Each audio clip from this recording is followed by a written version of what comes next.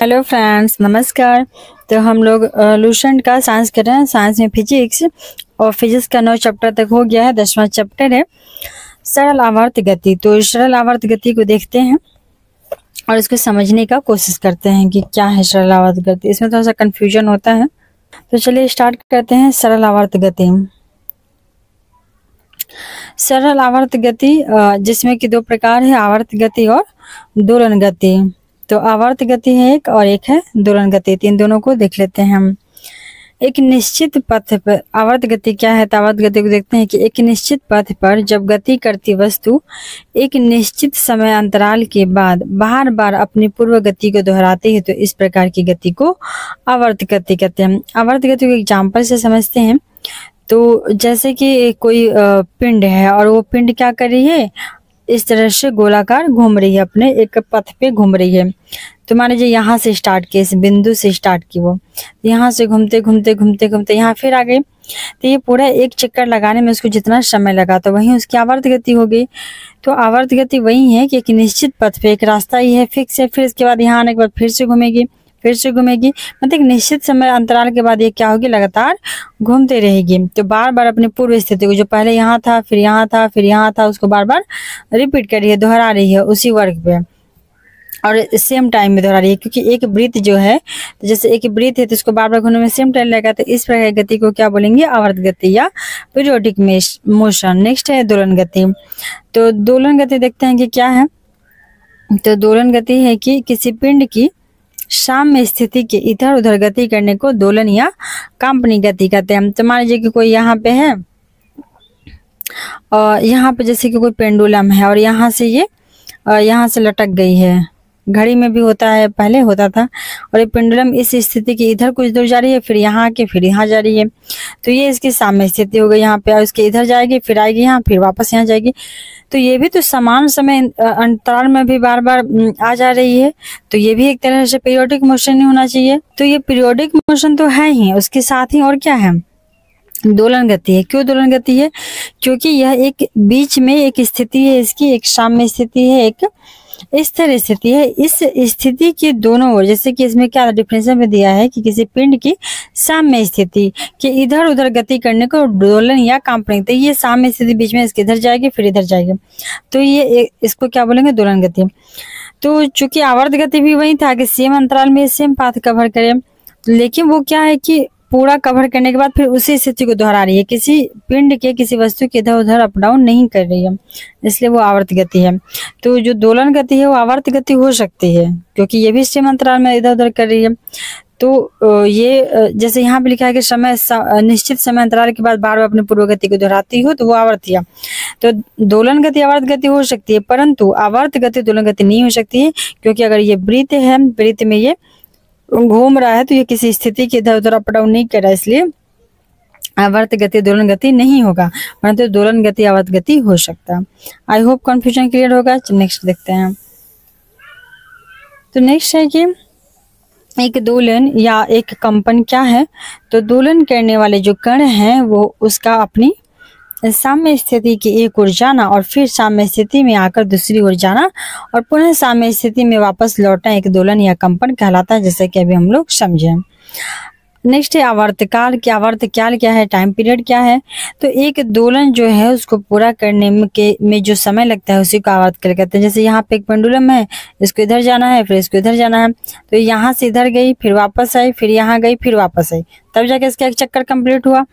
तो ये 4 बार हो गया ना, एक बार इधर जाना फिर आना फिर इधर जाना फिर आना। तो पूरा जो करने में इधर से इधर जाने आने में इसको जो समय लगा है वही इसका क्या है, टाइम पीरियड है, आवर्तकाल है। आगे देखते हैं। या फिर जैसे कि आवर्त गति था, उसमें था कि एक पिंड यहाँ से पूरा एक चक्कर लगाए, तो एक चक्कर लगाने में जितना समय लगेगा वही उसका आवर्तकाल है। नेक्स्ट पॉइंट है आवृत्ति क्या होती है, फ्रीक्वेंसी क्या है। तो जो कंपन करने वाली वस्तु है वह 1 सेकेंड में जितना कंपन करती है तो वही उसकी आवृत्ति कहलाती है। जैसे कि ये पेंडुलम में इधर जा रही इधर जा रही इधर जा रही, तो 1 सेकेंड में ये क्या हो रही है, जितना देर तक वाइब्रेट कर रही है वही उसकी फ्रीक्वेंसी है। अपन को समझते हैं जैसे कोई स्प्रिंग है, इसको तो यहाँ पे पकड़ के रस्सी को भी पकड़ के क्या करता हूँ ऐसे कि हिला देते हैं तो पूरा कुछ देता है, झंझन झंझन करता था। आई मीन कि वो ऐसे रोटेट करता रहता हल्का हल्का इसके पार्टी का। तो वही जो कंपन का जैसे रस्सी हो गया या फिर स्प्रिंग वगैरह, तो वो कंपन करती है। तो 1 सेकेंड में जितना कंपन करेगी वही उसकी क्या होगी, फ्रीक्वेंसी होगी। और इसका एसआई मात्रा क्या होती है, हर्ट्ज होती है। तो आवृत्ति की फ्रीक्वेंसी की एसआई मात्रक होती है हर्ट्ज। यदि जो आवृत्ति है वो n है और आवर्तकाल क्या है, t है, तो इसका दोनों में क्या समानता होगी कि n = 1/t। क्योंकि 1 सेकेंड हमें निकालना है, मान लीजिए कि इसको कि एक बार ये झंझन जो कर रही है, चाहे एक बार इधर अप जा रही है, डाउन जा रही है, एक बार इसका जो चक्कर लगा रहा है, वहीं उसका पूरा समय इंटरवल होता है, आवर्तकाल होता है। तो आवर्तकाल टी है, तो हमको टी समय में नहीं निकालना है ना। टी मान लीजिए कि हमको 50 सेकेंड है या 60 सेकेंड या 1 मिनट है, तब 1 मिनट में वो पूरा चक्कर लगा रही है, परंतु हमें निकाला है कि 1 सेकेंड में वो क्या कर रही है, कितना चक्कर लगा रही है। पॉइंट में ही लगाए, भले ही चक्कर ना ही लगा पाए, तो वहीं उसकी क्या होगी, फ्रीक्वेंसी होगी। इसलिए n बराबर क्या लिखते हैं, 1/t, 1/60 लिख देंगे। अगर 60 मिनट है तो 1 मिनट है तो 60 सेकेंड, 1/60 लिख देंगे। वहीं क्या होगी, इसकी फ्रीक्वेंसी होगी, उस वस्तु की फ्रीक्वेंसी होगी।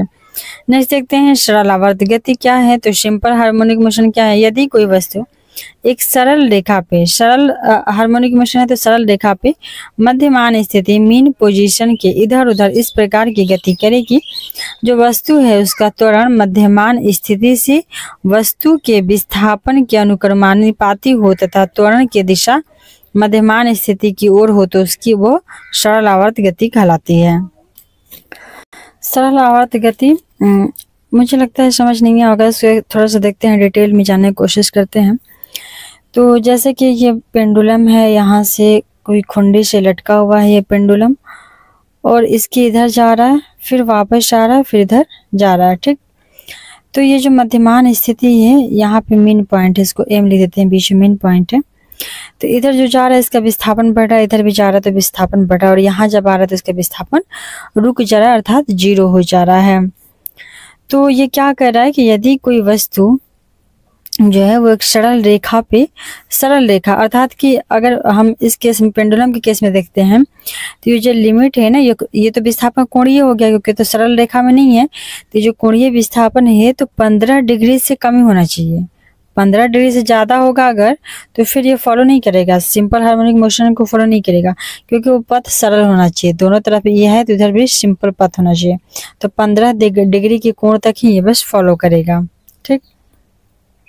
तो यदि कोई वस्तु एक है जो वो सरल रेखा पर मध्यमान स्थिति अर्थात ये जो एम लिखे मीन पोजीशन के इधर उधर इस प्रकार गति कर, दोनों तरफ गति कर रहा है कि वस्तु का जो त्वरण है ए है, जो वस्तु का त्वरण है वो मध्यमान स्थिति से, जैसे यहाँ पे क्या होगा, बीच में मध्यमान स्थिति पे वस्तु का त्वरण क्या होगा, 0 होगा।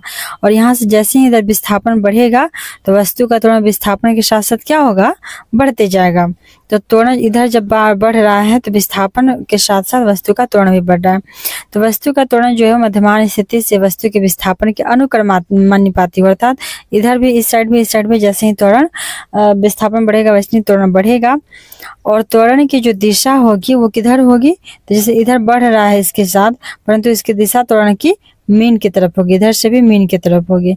और मीन की तरफ दिशा क्यों होगी, क्योंकि जो यहाँ से पिंड इधर आगे की तरफ बढ़ रहे हैं ना, उसमें हमेशा एक गुरुत्वाकर्षण फोर्स काम करता है और वो उसको हमेशा मेन पॉइंट की तरफ लाने की कोशिश करता है। तो जब मेन पॉइंट की तरफ से कोशिश करेगा लाने का, तो जो जी है, जो त्वरण है, उसका मान किधर होगा, दिशा किधर होगा, हमेशा निगेटिव तरफ होगा, नीचे की तरफ, साम्य स्थिति की तरफ होगा। तो वहीं ये बोल रहा है कि वस्तु के विस्थापन के अनुक्रमानुपाती हो त्वरण, लेकिन त्वरण की जो दिशा हमेशा मेन पॉइंट की ओर, और इसी गति को क्या बोलेंगे, सरल आवर्त गति। आई होप समझ आया हो। आगे देखते हैं सरल आवर्त गति की विशेषताएं क्या हैं। तो सरल आवर्त गति की कैरेक्टरिस्टिक्स देख लेते हैं। सरल आवर्त जो गति है वो करने वाले कण जो है अपने मध्यमान स्थिति में जो मेन पॉइंट था उससे गुजरता है तो अगर सरल आवर्त गति का कोई पिंड है अपने मीन पॉइंट जो बीच वाला पॉइंट है उससे अगर गुजर रहा है तो उस पर कोई बल कार्य नहीं करेगा, क्योंकि यहाँ पे आने के लिए, मीन पॉइंट पे आने के लिए तो गुरुत्वाकर्षण बल कार्य कर रहा था। तो उस समय क्या होगा, जब अपने स्थान पर आ जाएगा तो क्यों गुरुत्वाकर्षण बल कार्य करेगा, तो कोई बार बल कार्य नहीं करेगा और वहां पे उसका त्वरण भी क्या हो जाएगा, शून्य होगा, क्योंकि उस पर कोई बल ही नहीं लग रहा है तो फिर त्वरण का तो कोई सवाल ही नहीं पैदा होता है। तो जब त्वरण नहीं लगा तो वहां पे उसकी क्या होगी, बल नहीं लगा तो वहां पे उसकी त्वरण क्या होगी, शून्य हो जाएगी। परंतु जो वेग है ना, उसका वेग क्या होगा, वहां पे मेन पॉइंट पे वेग क्या होता है, अधिकतम होता है और गतिज ऊर्जा भी क्या होगी, अधिकतम होगी। जब वेग अधिकतम होगा तो गतिज ऊर्जा का फॉर्मूला होता है हाफ mv²। तो हाफ mv² होता है। तो जब भी वेग ज्यादा होगा वहां पे क्या होगी, गतिज ऊर्जा भी ज्यादा होगी और स्थितिज ऊर्जा शून्य होगी, क्योंकि स्थितिज ऊर्जा ऊंचाई के साथ होती है। तो यहाँ पे मेन पॉइंट पे तो कोई उसकी स्थिति है ही नहीं, उसकी ऊंचाई में तो वृद्धि या कमी हुई नहीं, तो स्थितिज ऊर्जा भी शून्य होगी, त्वरण भी शून्य होगा। त्वरण भी शून्य होगा क्योंकि त्वरण यहाँ पे विस्थापन पे डिपेंड कर रहा है सरल आवर्त गति में, और विस्थापन यहाँ पे क्या है, 0 है, परंतु वेलोसिटी क्या होगा, यहाँ पे अधिकतम होगा और इसी वेलोसिटी को जैसे मेन पॉइंट से इधर आगे बढ़ेगा। आगे देखते हैं। तो आगे है कि सरल आवर्त गति करने वाला जो कण होता है ना, वो जब अपनी गति के अंत बिंदु पे जाता है तो उसका देख लेते हैं कंडीशन क्या होता है। जैसे कि यहाँ पे ये है, ये जब ये जा रहा है यहाँ पे इस पॉइंट पे, इधर ये लास्ट पॉइंट पे ये पेंडुलम, तो जब अंत बिंदु पे गुजरता है तो उस समय क्या होगा, उल्टा हो जाएगा सब। यहाँ जो मेन पॉइंट पे था उसका यहाँ पे जाएगा तो उसका वेलोसिटी क्या हो जाएगा, अधिकतम पॉइंट पे जाएगा तो उसका वेलोसिटी क्या हो जाएगा, 0 हो जाएगा। और यहाँ पे क्या होगा,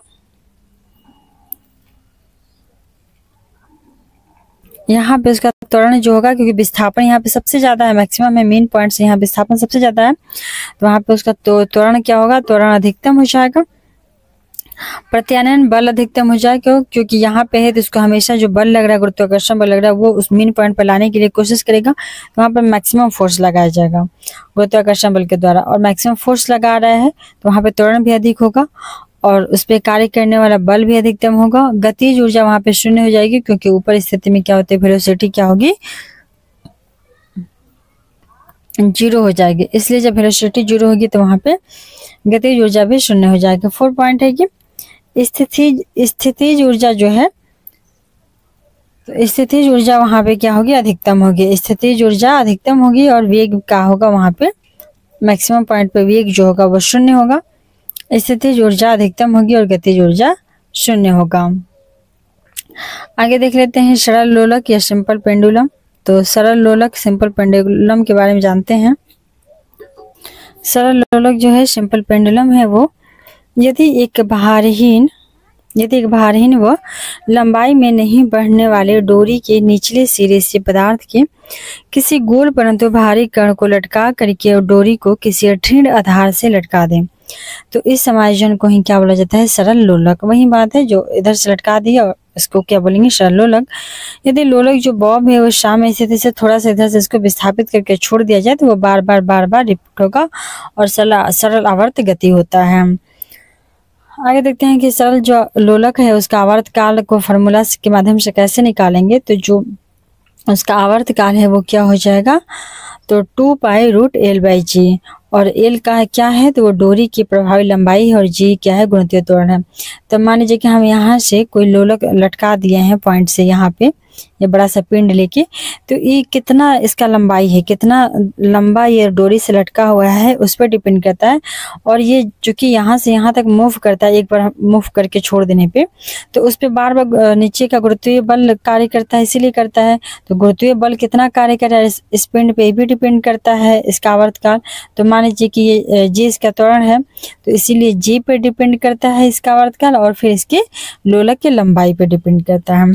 तो इन दोनों को फार्मूला क्या है, T जो आवर्तकाल है इस पिंड का जो आवर्तकाल होगा, एक चक्कर में लगाने में जो समय लिया गया होगा, तो कितना हो जाएगा, 2π√L/g। बहुत इंपॉर्टेंट है, पूछ चुका है क्वेश्चन। तो आवर्तकाल T बराबर फार्मूला याद कर लेना है, 2π√L/g, जहाँ L क्या है, तो डोरी की लंबाई है और G है गुरुत्वीय त्वरण। इससे इस फार्मूले से निष्कर्ष निकलता है, जिसमें पहला पॉइंट है क्या है कि T है जो आवर्तकाल है वो डायरेक्टली प्रोपोर्शनल है किसके, तो √L के। जो T है वो डायरेक्टली प्रोपोर्शनल है √L के। अर्थात लंबाई बढ़ने पे क्या होगा, टी जो आवर्तकाल है वो बढ़ जाएगा। और यही कारण है कि यदि कोई लड़की झूला या लड़की या लड़का कोई भी झूला झूलते झूलते खड़ा हो जाए तो उसका गुरुत्व केंद्र जो होती है क्या होगा, ऊपर उठ जाएगा और प्रभावी लंबाई क्या होगी, घट जाएगी। और इससे झूले का आवर्तकाल क्या होता है, घट जाता है। अर्थात वो जल्दी जल्दी झूला लगता है डोलने, अर्थात झूला जल्दी जल्दी डोलन करेगा।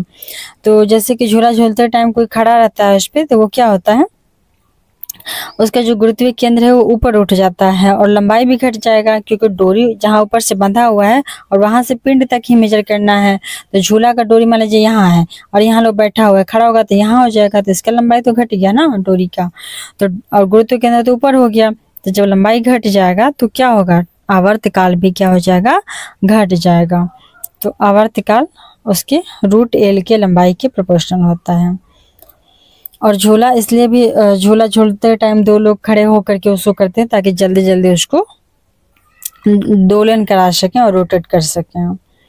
सेकेंड पॉइंट है कि आवर्तकाल जो होती है वो क्या होती है, तो लोलक का जो द्रव्यमान होगा उस पर निर्भर नहीं करता है। उसका द्रव्यमान से क्या मतलब, सिर्फ लंबाई से मतलब है और गुरुत्वीय त्वरण से।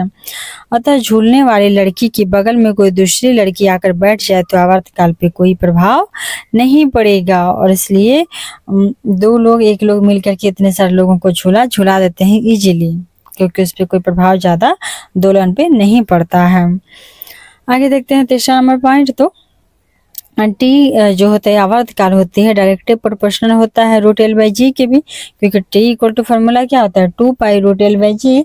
तो माना यदि कोई किसी लड़की को किसी लोलक के घड़ी को पृथ्वी तल से ऊपर या नीचे ले जाया जाए, तो चूंकि जी क्या होती है, पृथ्वी से ऊपर जाने पर घटता है ना, चंद्रमा पे तो घट के बहुत ज्यादा हो जाती है, 1/6 हो जाती है। तो यदि लोलक घड़ी को पृथ्वी से ऊपर ले जाया गया या फिर नीचे ले जाया जाए तो घड़ी का आवर्तकाल क्या हो जाएगा, टी जो होगी वो क्या हो जाएगी, बढ़ जाएगी।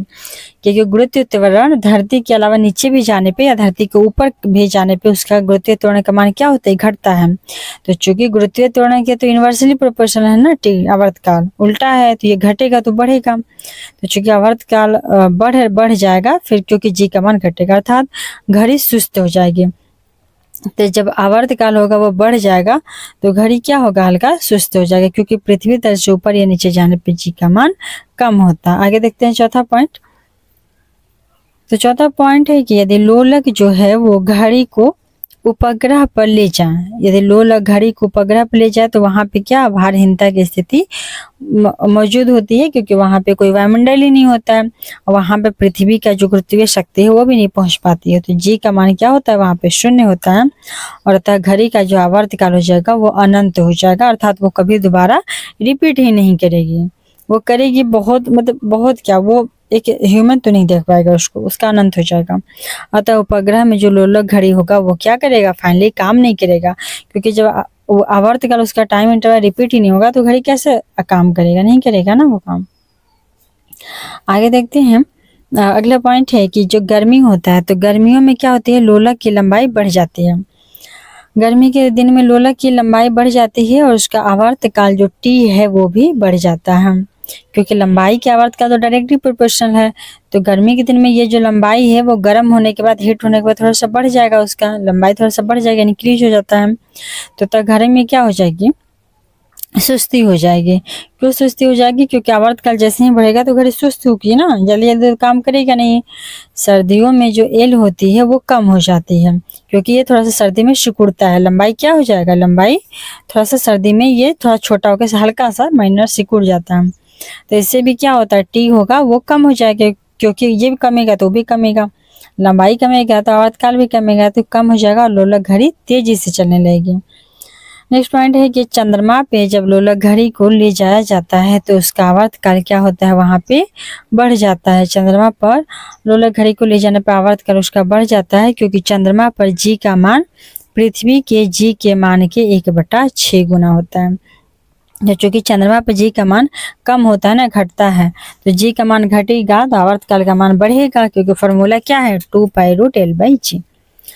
तो वहाँ पे आवर्तकाल बढ़ जाती है और घड़ी थोड़ा फास्ट हो जाएगी। आगे देखते हैं अगला हम लोग का चैप्टर है तरंग, 11 नंबर। तो तरंग को देख लेते हैं।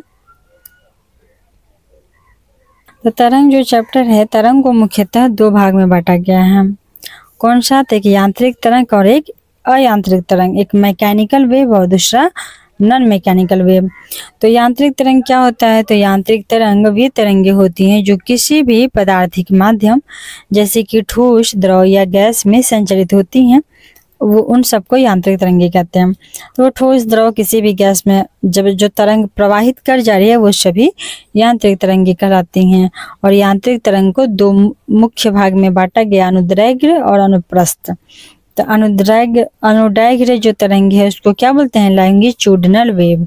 अनुदैर्घ्य तरंग को लॉन्गिट्यूडिनल वेव और अनुप्रस्थ तरंग होती है ट्रांसवर्स वेव्स। अनुप्रस्थ तरंग होती है ट्रांसवर्स वेव और अनुदैर्घ्य तरंग होती है लॉन्गिट्यूडिनल वेव। तो अनुदैर्घ्य तरंग देखते हैं क्या होती है। जब तरंग गति की दिशा माध्यम के कणों के कंपन करने की दिशा के अनुदिश या समानांतर होती है तो ऐसी तरंग को अनुदैर्घ्य तरंग कहते हैं। और ध्वनि जो तरंग होती है वो कैसी होती है? अनुदैर्घ्य होती है, अर्थात लॉन्गिट्यूडिनल होती है। और अनुदैर्घ्य तरंगों का ध्रुवण नहीं होता है। तो फिर से देखते हैं अनुदैर्घ्य तरंग। जब तरंग की गति और उसके दिशा माध्यम के कणों के कंपन की दिशा एक समानांतर होती है, एक सदृश होती है। तो जो अनुदैर्घ्य तरंग होती है, लॉन्गिट्यूडिनल वेव होती है, वो कौन सी होती है? तो ध्वनि तरंगे होती हैं। और जो अनुप्रस्थ तरंगे होती हैं वो प्रकाश तरंगे होती हैं। या फिर जो पानी में कुछ कंकड़ डालते हैं तो वो छिछली होके जाती है, तरंग उत्पन्न करती है, वो भी किस प्रकार के तरंगे हैं? तो वो भी अनुप्रस्थ तरंगे हैं। अनुदैर्घ्य तरंगे जो है वो तरंग गति की दिशा माध्यम के कणों के कंपन करने की दिशा के समानांतर होती है। जैसे कि ये कोई यहाँ से ध्वनि जा रही है इस डायरेक्शन में, तो जिस माध्यम कोई ठोस में जा रहा है तो इसके जो पार्टिकल है वो आगे वाले पार्टिकल ऐसे कर करके ये एक दूसरे के समानांतर कंपन करते हुए आगे जाते हैं। तो ये जो कंपन करते हैं ना पार्टिकल, ये समानांतर, इस ध्वनि के समानांतर, इसके सटे सटे जो भी हैं तो इसके समानांतर आगे की तरफ करते जाएंगे ये। और इसका जो ग्राफ होता है वो कैसा होता है? तो ग्राफ इसका देख लेते हैं। इसका ग्राफ होता है अनुदैर्घ्य तरंग का इस टाइप का। कंप्रेशन यहाँ पे नजदीक ग्राफ है तो कंप्रेशन हो जाएगा, यहाँ पर डिस्ट्रैक्शन, फिर से कंप्रेशन। तो दो कंप्रेशन के बीच का जो दूरी होता है इसमें वही क्या होती है? वेवलेंथ होती है। अनुदैर्घ्य तरंग में, लॉन्गिट्यूडिनल वेव में दो कंप्रेशन के बीच या दो कंप्रेशन के बीच और जैसे कि यहाँ पे कंप्रेशन हो गया तो दो कंप्रेशन के बीच की दूरी या फिर दो एक्सपेंशन के बीच की दूरी ही क्या होती है? इसकी वेवलेंथ होती है लॉन्गिट्यूडिनल वेव की। आगे देखते हैं कि ध्वनि अनुदैर्घ्य तरंग होती है, उसका वो एग्जाम्पल है। और अनुदैर्घ्य तरंगों का ध्रुवण पोलराइजेशन नहीं होता है। नेक्स्ट देख लेते हैं। तो नेक्स्ट है कि अनुप्रस्थ तरंग। तो अनुप्रस्थ तरंग क्या है? तो जब तरंग गति की दिशा के माध्यम के कणों के कंपन करने की दिशा के लंबवत होती है। तो जैसे कि इसका भी ग्राफ बना लेते हैं। तो इसका ग्राफ इस टाइप से होती है। तो जब तरंग गति की दिशा होती है, तरंग तो आगे बढ़ रही है तो उसकी दिशा माध्यम के कणों की कंपन करने की दिशा के लंबवत होती है। तो ये जो माध्यम के कण है ये अगर कंपन कर रहे हैं तो इसकी गति की दिशा जो है तरंग की वो क्या है? इसके लंबवत है। ऊपर नीचे तो लंबवत ही जा रही है ना, हर पॉइंट पे देखा जाए तो उसके लंबवत है। तो इस प्रकार के तरंग को क्या बोलते हैं? अनुप्रस्थ तरंग। और इसका एग्जाम्पल क्या है? तो प्रकाश का वेव है। अयांत्रिक जो तरंग होती हैं या फिर विद्युत चुंबकीय तरंग होते हैं, अयांत्रिक तरंग या विद्युत चुंबकीय जो तरंग होते हैं, इलेक्ट्रोमैग्नेटिक वेव होते हैं, वैसे तरंगों को कहा जाता है जिसके संचरण के लिए किसी माध्यम की आवश्यकता नहीं होती है। अर्थात जो तरंगे होती हैं निर्वात में भी संचरित हो सकती हैं। तो उसको क्या बोलते हैं? अयांत्रिक तरंग, ताकि उसके लिए कोई माध्यम की आवश्यकता नहीं है।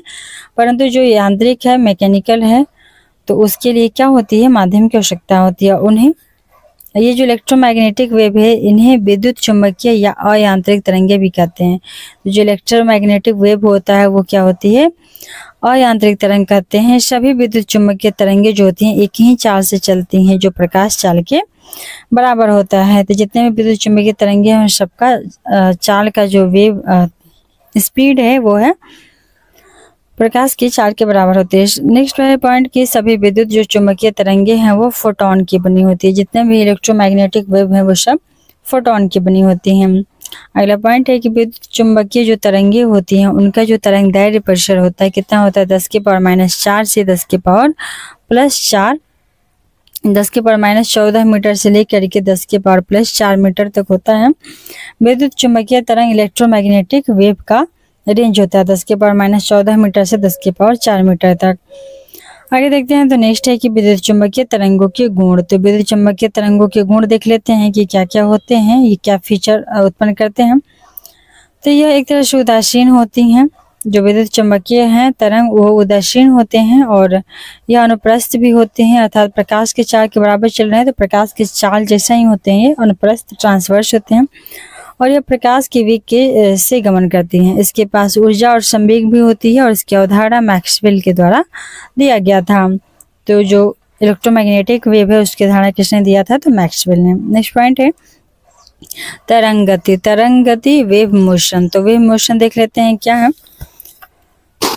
तरंग गति या वेव मोशन क्या है कि किसी कारक द्वारा उत्पन्न, जो कोई भी कारक है उसके द्वारा उत्पन्न विक्षोभ के आगे बढ़ने की प्रक्रिया को तरंग गति कहते हैं।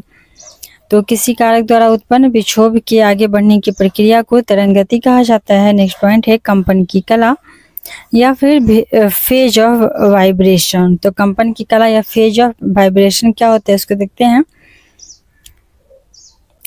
आवर्त गति जो है तो उस आवर्त गति में कंपन करते हुए किसी कण की किसी क्षण पे स्थिति तथा गति की दिशा को जिस राशि द्वारा निरूपित किया जाता है उसे ही उस क्षण पे कंपन की कला कहते हैं या फेज ऑफ वाइब्रेशन कहते हैं। तो कंपन की कला क्या है, फेज ऑफ वाइब्रेशन क्या है, तो आवर्त गति में कंपन करते हुए किसी कण की किसी क्षण पे स्थिति तथा गति की दिशा को जिस राशि द्वारा निरूपित किया जाता है उसे ही कंपन की कला कहते हैं। अगला है प्रमुख विद्युत चुंबकीय तरंगे। तो इसको देख लेते हैं। तो इससे क्वेश्चन तो आता ही है प्रमुख विद्युत चुंबकीय तरंगे से। तो इसको देख लेते हैं। प्रमुख विद्युत चुंबकीय देख लेते हैं हम। तो गामा किरण जो है, गामा किरण की खोजकर्ता कौन है, तो पाल बिलार्ड। गामा की खोजकर्ता है पाल बिलार्ड।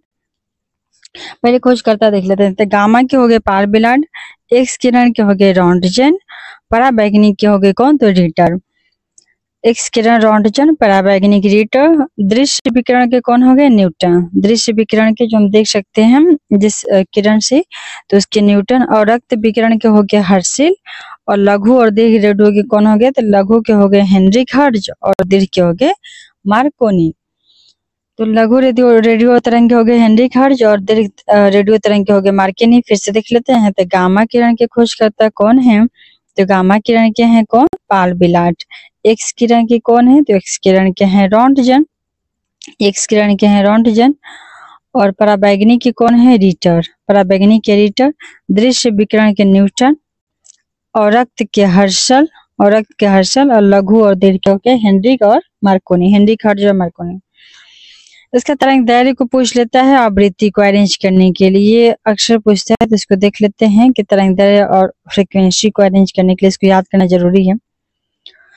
तो बीच में हम लोग मान लेते हैं कि इसको दृश्य विकिरण को जो 4 नंबर पे 3 इधर हो गया और 3 इधर, तो 3 ऊपर की तरफ और 3 नीचे हो गया। तो इसको याद करते हैं। तो जो पहला जो गामा किरण है उसका तरंग दैर्घ्य क्या होता है, तो सबसे कम होता है। गामा किरण का तरंग दैर्घ्य सबसे कम होता है, कितना होता है, 10⁻⁻14 से 10⁻10। तो -14 से -10 तक होता है गामा किरण। उसके बाद है एक्स किरण। तो एक्स किरण का कितना हो जाएगा, -10 से -60। एक्स किरण हो जाएगा -10 से -8 मीटर। और पराबैंगनी किरण का कितना हो जाएगा, तो पराबैंगनी का हो जाएगा -8 से -7। वहीं दृश्य विकिरण जो बीच में जिसको हम लोग माने हैं उसको याद कर लेना 3.9 से 10⁻7। अर्थात जो 10⁻7 है ना वो डिवीजन है। तो 7 का डबल कितना होता है, 14। तो 14 से लेकर के और इधर हो जाता है एक के और आगे जाएंगे तो 10 की पावर 4 तक। तो 10 की पावर -14 से लेकर के 10 की पावर 4 तक इसका रेंज है। टोटल रेंज कितना है आवृत्ति का? तो रेंज है 10 के पावर माइनस, इधर लिख लेते हैं 10 के पावर -14 से 10 के पावर 4। तो 10 के पावर -14 से 10 के पावर 4 इसका रेंज है। तो बीच में 10 के पावर -7 होता है कौन सा? दृश्य विकिरण, जिसका है तरंग दैर्घ्य 3.9 × 10 के पावर -7। और उसकी पहले -7 से -8 1 तक हो जाएगा पराबैंगनी, और पराबैंगनी के पहले हो जाएगा -10 से -8 एक्स किरण, और उसके थोड़ा सा पहले हो जाएगा गामा किरण 10 के पावर -14 से -10। आगे याद रख सकते हैं। आगे देखते हैं अवरक्त विकिरण। तो अवरक्त विकिरण कितना है? 10 के पावर 7.8 से 10 के पावर -7 से -3 मीटर तक है। -7 से -3 है। और उसके बाद लघु रेडियो तरंग कितना है? 10 के पावर -3 से 1 मीटर तक है। लघु कितना है? 10 के पावर -3 से 1, और दीर्घ हो जाएगा 1 से 10 के पावर 4 मीटर। तो उसका रेशियो परास याद रख लेना है कि यहाँ से कहाँ तक तरंग दे रहे हैं। तो 10 के पावर -14 से लेकर के 10 के पावर 4 मीटर तक है। और बीच वाला याद रख लेना है 3.9 से 7.8। तो 3.9 से 7.8 × 10 के पावर -7 जो है वो दृश्य विकिरण का क्या है? रेंज है। दृश्य विकिरण का रेंज है। उसके 3 पहले हो जाएंगे। 3 पहले कौन है? गामा किरण, एक्स किरण और पराबैंगनी किरण। और दृश्य किरण के विकिरण के बाद कौन है? तो ये है अवरक्त विकिरण, लघु और दीर्घ रेडियो तरंग। चलिए अब इसको ये हो गया। आगे देख लेते हैं आवृत्ति परिसर। तो आवृत्ति वाला का भी ऐसे ही रेंज याद रख लेना है। तो आवृत्ति वाला का रेंज क्या है? 10 के पावर 20 से लेकर के और 10 के पावर 4 तक है। इसमें था 10 के पावर -14 से 10 के पावर 4, 10 के पावर 6, यहाँ 6 है ना। तो जो तरंग दैर्घ्य था वो 10 के पावर -14 से 10 के पावर +4 तक था। आवृत्ति है 10 के पावर 20 से 10 के पावर 4 तक।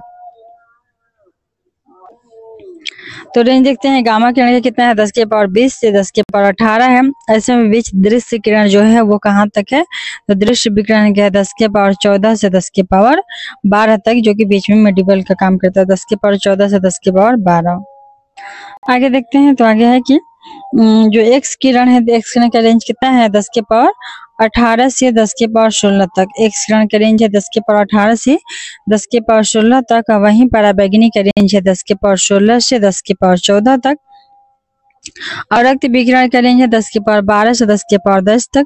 लघु और दीर्घ का 10 के पावर 10 से 10 के पावर 8 और 6 से 4 तक है दीर्घ। तो फिर से देख लेते हैं गामा किरण का रेंज कितना है? 20 से 18। एक्स किरण हो जाएगा 18 से 16, गामा हो जाएगा 20 से 18, एक्स हो जाएगा 18 से 16।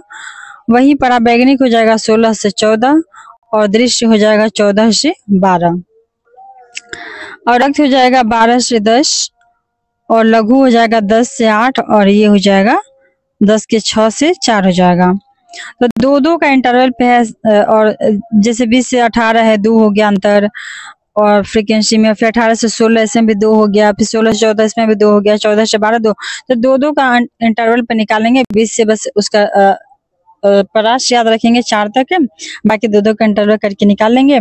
और बीच और याद रखेंगे, इसका क्रम याद रखेंगे कि बीच में दृश्य है, पहले उसके सबसे पहला पे गामा था, दूसरा पे एक्स था, और तीसरा था पराबैंगनी, बीच में दृश्य विकिरण हो गया।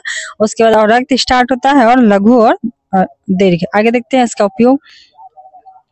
तो जो गामा किरण है, तो उसका जो उपयोग है कि वेधन क्षमता उसकी क्या होती है? अत्यधिक होती है। गामा की वेधन क्षमता अत्यधिक, जो गामा किरण उसकी वेधन क्षमता अत्यधिक होती है, और इसका उपयोग किया जाता है नाभिकीय अभिक्रिया में और कृत्रिम रेडियोधर्मिता में। तो गामा किरण का प्रयोग किया जाता है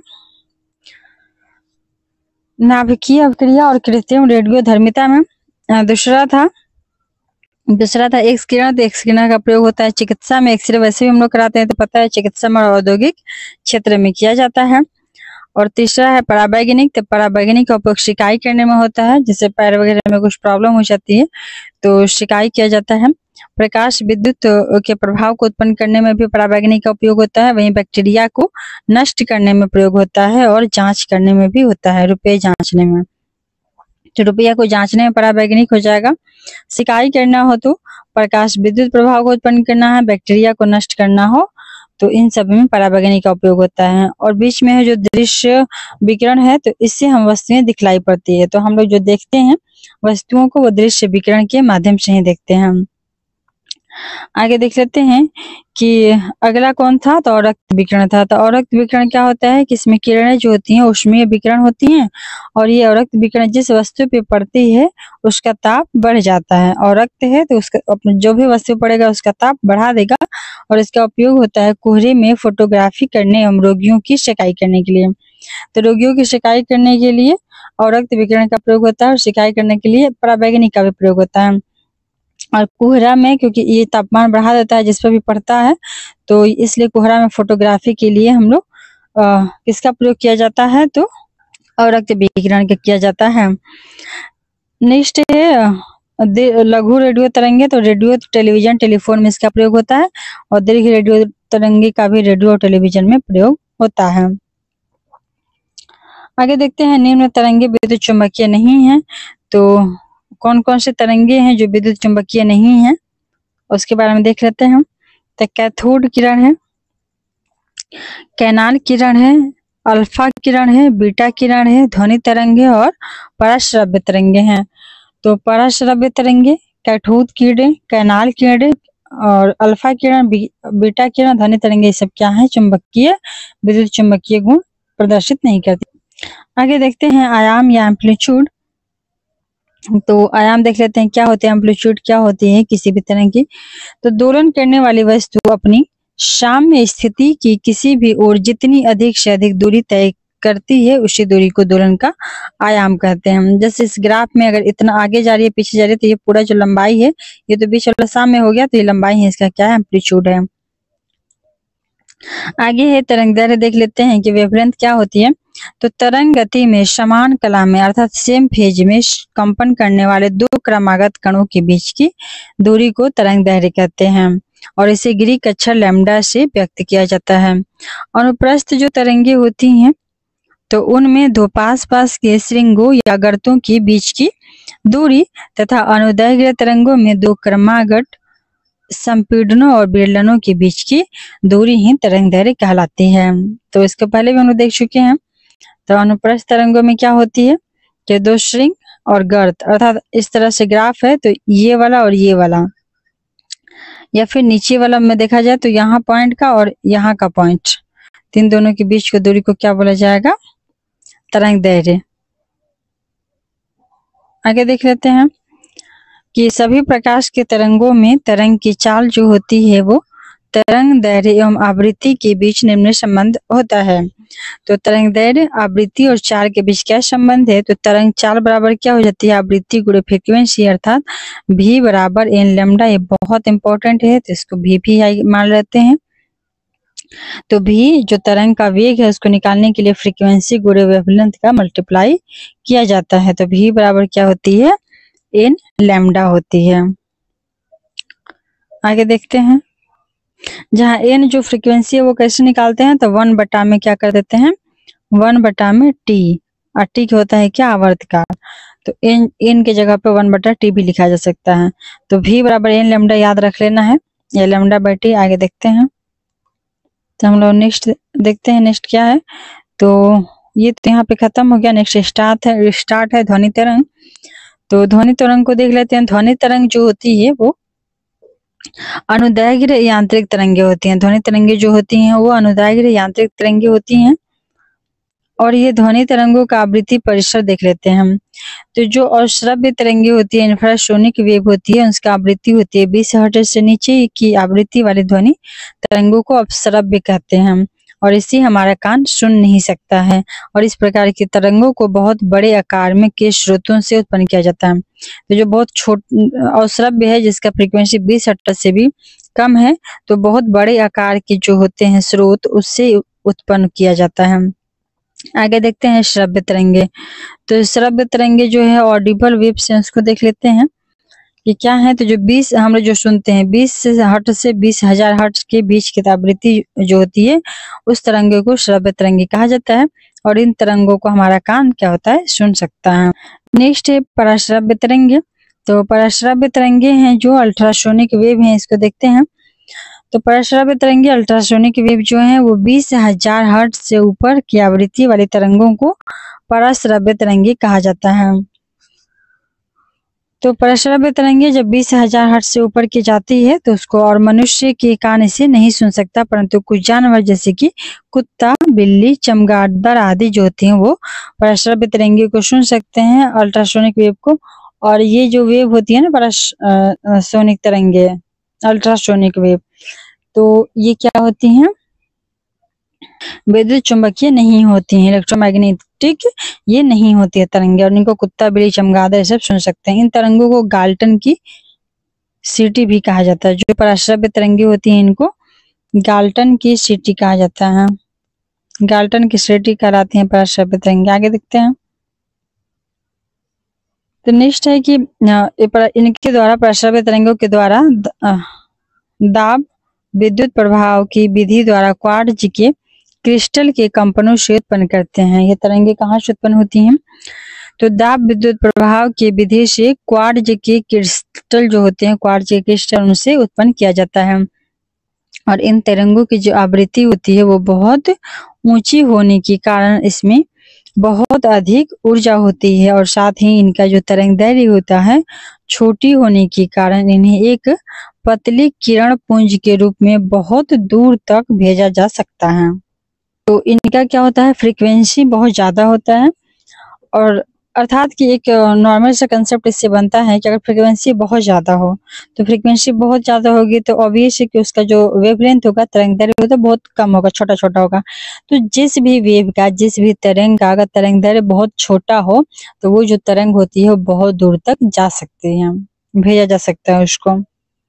आगे देखते हैं पराश्रव्य तरंग के उपयोग क्या है, उसको देख लेते हैं। तो पराश्रव्य तरंग के उपयोग है संकेत को भेजने में, दूसरा है समुद्र की गहराई का पता लगाने में, कीमती कपड़ों, वायुयानों, घड़ियों के पुर्जों को साफ करने में, कल कारखानों की चिमनियों से काली हटाने में, दूध के अंदर के हानिकारक जीवाणुओं को नष्ट करने में। अगला है गठिया रोग के उपचार में भी प्रयोग होता है, और मस्तिष्क के जो ट्यूमर होते हैं उसका भी पता लगाने में, भ्रूण जो होती है उसकी जांच करने में, जो भ्रूण अर्थात बच्चे जो होते हैं उनका भी जांच करने में, गुर्दा में बनने वाली पथरी की जांच करने में, जो किडनी में पथरी बनता है उसका भी जांच करने में, तथा उसे तोड़ने में। और किडनी में कोई पथरी बन रही है गुर्दा में तो उसको जांच होगा और उसे तोड़ा भी जा सकता है, और स्टार्टिंग फेज में है तो। आगे देखते हैं। तो ये ध्वनि के चाल से हम लोग आगे देखेंगे अगले वीडियो में। ये वीडियो थोड़ा सा लंबा हो गया तो इस वीडियो को यहीं पर करते हैं समाप्त। Thanks for watching. मिलते हैं हम लोग अगले वीडियो में।